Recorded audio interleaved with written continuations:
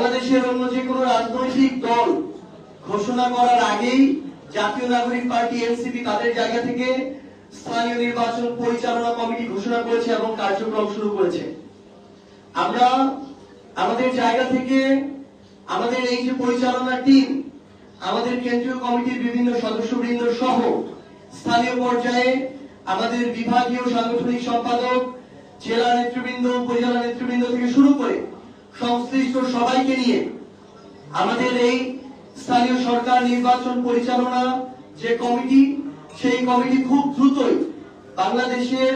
প্রত্যেকটি সাংগঠনিক অঞ্চলে গিয়ে আমরা আমাদের জায়গা থেকে প্রাথমিকভাবে প্রার্থী যাচাই বাছাই শুরু করব এবং সাক্ষাৎকারের মধ্য দিয়ে আমরা আগামী কয়েক সপ্তাহের মধ্যে বাংলাদেশের আমাদের প্রত্যেকটি সিটি কর্পোরেশন, উপজেলা এবং পৌরসভায় আমরা আমাদের প্রাথমিক প্রার্থী ঘোষণা করতে চাই।